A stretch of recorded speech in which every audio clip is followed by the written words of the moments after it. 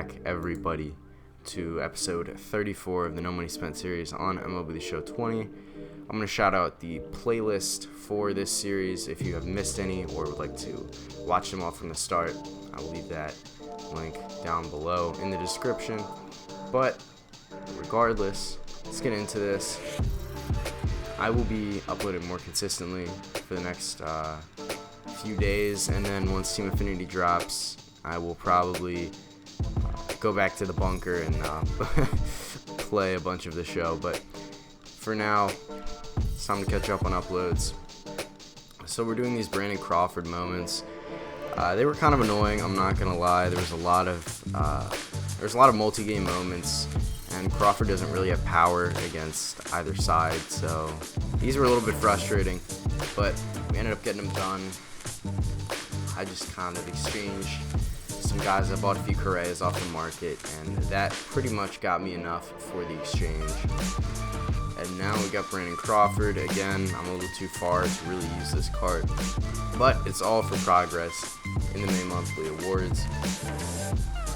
And now we have the Hector Neris stuff next for the 87. Hector Neris, I believe this is the first reliever that they've put in Team Affinity, and these were by far the easiest moments. You know how I say starting pitcher moments are the worst type of moments? Well, I think relief pitchers are my favorite. I probably got all 4 of these done in a span of 10 minutes. I don't think I failed one. Man, these were easy. The max, I think, was 2 innings for some of these moments, and the rest of them are just 1 inning saves. And Hector Neris actually works really well offline because you don't actually need a whole lot of pitch variety to be successful. As you can see, I'm pretty much exclusively throwing fastballs here and getting strikeouts. So other than Crawford, these moments were pretty easy for Hector Neris. I ended up just putting in Keith Foulke. I said I would try him, but sometimes he's more worth it for exchange points. So I did not end up using Keith Foulke at all. Just straight up put him in the exchange. And now we're getting into the Dietrich moments. This might be one of my favorite sets of moments that they've put in for Player of the Month because they're really easy. And I mean, come on, Dietrich just hits tanks. So if you need a budget player in the outfield, man, Dietrich is good. 120 against righties. He's also a platoon spot on your bench if you want it. Team Affinity 3 also got revealed. The AL got revealed. Super excited for the Harmon Killebrew. Really looking forward to that card. Might get the Jim Palmer as well. A lot of great cards that they've revealed. Al Kaline is another fun one. So I'm pretty excited. I do wish they didn't have as many first basemen because you got Bagwell, Konerko, Mattingly, McGriff. I'm sure I'm forgetting a few as well, but there's a lot of first basemen, and I kind of wish there was more variety there. But other than that, these cards look amazing, and I'm going to be getting back to grinding showdowns very soon. But we're getting these moments done, like I said, because Dietrich has 120 power. These weren't very difficult. Got them done pretty quickly. And these Alex Wood moments were actually pretty easy for pitching moments. I didn't struggle a whole lot because Alex Wood actually has a pretty effective mix for offline. The sinker can be kind of annoying for people. Like the delivery, it's pretty quick. So I actually didn't have a whole lot of problem with these moments. That one was definitely the easiest. The ones where you can't allow a home run as opposed to allowing a single run is a lot easier. We also ended up completing the one against the Marlins pretty easy because their team isn't really good in terms of hitting. And we also only had to strike out 4 batters, which really isn't a lot at all. And then this last moment against the Cubs, it did trip me up a little bit. But overall, it wasn't super challenging. As you can see, though, I did fail.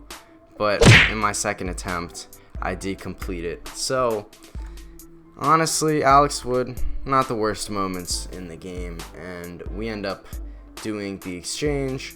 And that's going to go ahead and give us this 95 Carlos Correa monthly awards. Rakes against righties, good against lefties, great arm strength. This guy's going to be a monster in the infield. So, Unfortunately, Vidal Brujan's time on this team is going to be up. We're actually going to put in Didi Gregorius at second base, and Correa will take over at shortstop. Now we're going to open up these packs that we got for free. Another change in the lineup. We ended up getting Nolan Gorman, the 95 overall, Nolan Gorman, in the last video, and we actually put him in at first base. Arenado just wasn't good enough. Maybe when Inside Edge comes out, because of course the MLB is coming back, maybe I'll feel more inclined to put in some of these high overall live series cards, but for now, they're just not better than these face of the franchise / team affinity cards. So opening these packs, I didn't get a whole lot. As you can see, I'm level 25 at gold. I'm about a quarter of the way to diamond level. Super excited about that. We got 3 more packs remaining, and we actually end up getting a gold nameplate. I'll take those because they quick sell for a decent amount of stubs. Now our final pack, trying to get glitchy, and we don't do it. Tommy Lastello, though, pretty valuable silver. So out of this pack, I just ended up taking Glavine because highest overall, most exchange points. Therefore, I figured he had probably bought the most value. And so we end up putting in an order for Glavine, and I'll take it, man. 5,000 stubs is 5,000 stubs. While I waited for his order to go in, played some Showdown. I will never stop playing Showdown. It's such a crucial part of MLB The Show 20. And we end up getting the affinity vouchers, continuing some Showdown runs against Dane Dunning of the White Sox. We end up getting a gapper, and that's going to give us the runs that we need to complete it. So I've actually really enjoyed playing all the way through Showdowns because they give me a lot more XP than if I were to just skip.